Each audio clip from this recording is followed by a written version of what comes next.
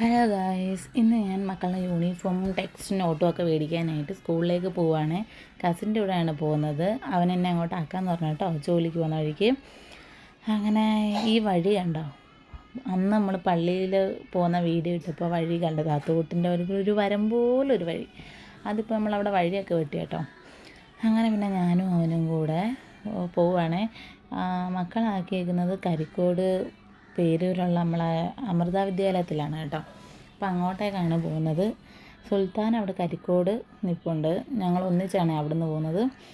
അങ്ങനെ ഞങ്ങൾ പോകുന്ന വഴിക്ക് കടയിലൊക്കെ ഒന്ന് കയറണമായിരുന്നു. അതിന് വേണ്ടി കാർ എടുക്കാനായിട്ട് ഞങ്ങൾ പകുതി വഴിക്ക് ഇറങ്ങി കേട്ടോ. അവിടുന്ന് എന്നെ കൊട്ട വെയിലത്ത് നിർത്തി 10-15 മിനിറ്റ് ആയിട്ട് അവനെ കണ്ടില്ല. പിന്നെ അവസാനം അവൻ വന്നു. പിന്നെ കാറിലായി കേട്ടോ യാത്ര. അങ്ങനെ കാറിൽ ഞാനും അവനും കൂടെ കടയിലോട്ട് പോകണം കേട്ടോ. അവിടെ ചെന്ന് കടയൊക്കെ തുറന്നിട്ട് വേണം എന്നെ അവനെ അങ്ങോട്ടാക്കാനായിട്ട്.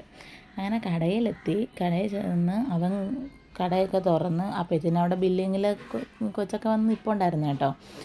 അങ്ങനെ പിന്നീട് ഞങ്ങൾ കടയെല്ലാം തുറന്നിട്ട് ഞാൻ അവിടുന്ന് നേരെ എല്ലാം കരിക്കോടാക്കി കേട്ടോ. അവിടെ സുൽത്താന നിൽപ്പുണ്ടായിരുന്നു. പിന്നെ ഞാനും സുൽത്താനയും കൂടെ സ്കൂളിലേക്ക് പോയി. അങ്ങനെ കുറച്ച് നടക്കണമായിരുന്നു കേട്ടോ.